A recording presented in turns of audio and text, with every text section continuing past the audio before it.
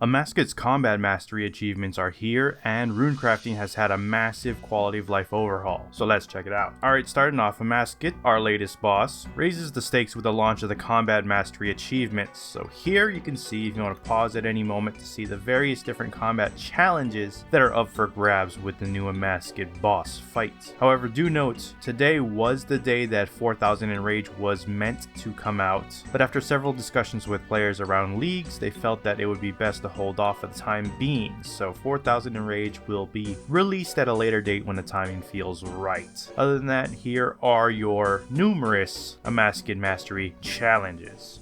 That said, Runecrafting has had a massive change to the way you're going to interact with the skill and train it, so let's take a look at that. First off, they reviewed the chance mechanics from Abyssal, Runic Synapse, and Ilme's Thread. Now the chances are 1 in 50 to allow for more organic spread, but bad luck mitigation works with the amount of times crafted rather than runes crafted to stop low-level runes from being the meta method to obtain these items. If the player doesn't receive the item within 74 crafts, they're guaranteed the item on the 75th craft. They added functionality to use Abyssal Runic Synapses at the Orania altar to get 250 runes and a magic thread. They added dialogue to the mage at the Orania altar, hinting that this could be done, and added an inspect to the Abyssal Runic Synapse that tells players it can either be used for the Masterwork staff or brought to Orania to get runes. Stop the Abyssal buff from Runecrafting if the player teleports to the Chaos altar using the Wicked Hood. The Runic Attuner has been improved in a variety of ways. The Runic Attuner now moves players close to their attuned altar when entering the abyss. The Runic Attuner now linearly boosts the chance to attune to high-level altars with every charge,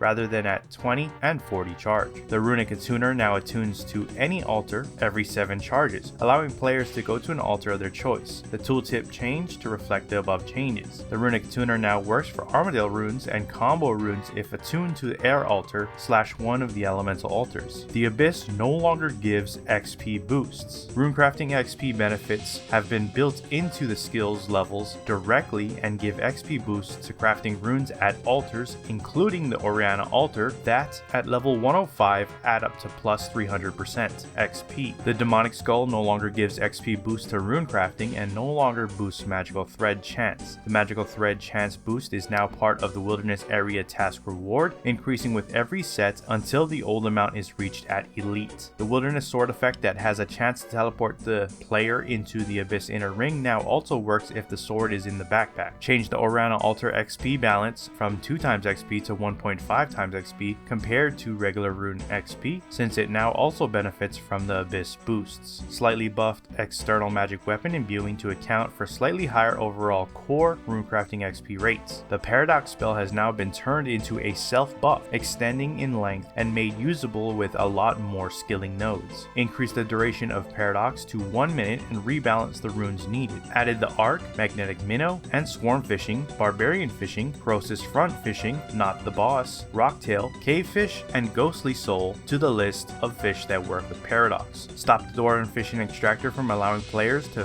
fish bait free while Crystallize or Paradox are active. Stop the Dwarven Fishing Extractor animation from playing while Crystallize or Paradox are active. Paradox now works with all major hunter methods except Big Game Hunter and Whirligigs, including Croesus Front outside the boss arena. Mining with Paradox now gives +1 ore and +25 mining damage to account for both low and high level methods. Previously, the low level methods were not impacted by the +100% mining damage at all, and without the extra mining damage, higher level methods don't benefit by just having Paradox on until eventually getting an ore. Paradox now works on Rune Essence Silver, Gold, Concentrated Gold, Clay and Soft Clay, Granite, Limestone, regular sandstone, gem rocks, crablets, and Croesus Front mining outside the boss arena. The Dwarven Ramhammer animation doesn't show if the player is using Crystallizer or Paradox to signify that it doesn't provide any benefits. Added Croesus Front wood cutting outside the boss arena and bamboo to the list of resources Paradox works on. And stop the Dwarven Chain Axe animation from working while Paradox or Crystallize are active. So again, you could pause if you need to, but here is the full list of Paradox compatible methods with this update. Whole list of different various mining, wood cutting, fishing, and hunter available here. Again, pause if you need to, but those are your changes to Runecrafting as well as the paradox spell. Anyways, if you enjoyed the video so far, please hit that like button. If you're not subscribed yet and you'd like to stay up to date on all things RuneScape related, then hit that subscribe button. Thank you.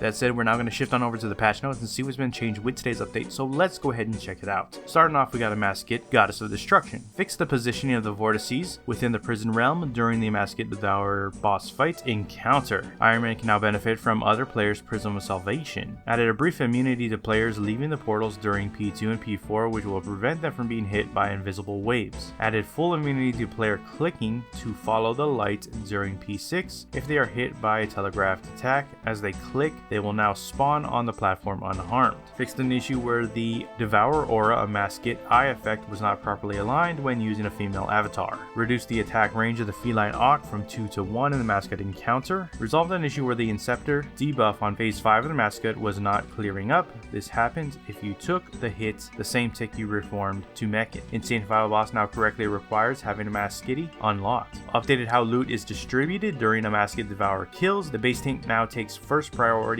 for extra loot piles, then top damage dealers after that. To Mechan's Light has had a few minor tweaks to ensure identity as a legendary weapon is maintained. Increase the duration of Lesser Purifying Light from 15 to 30 seconds. Increase the range of the special attack from 1 tile to 2 tiles, 3 with halberd range. Note that it'll still only hit a maximum of 9 targets at once. Increase the damage of Lesser Purifying Light from 25 to 35 up to 45 to 55%, and increase the damage of Purifying Light from 35 to 45 up to 65 to 75%.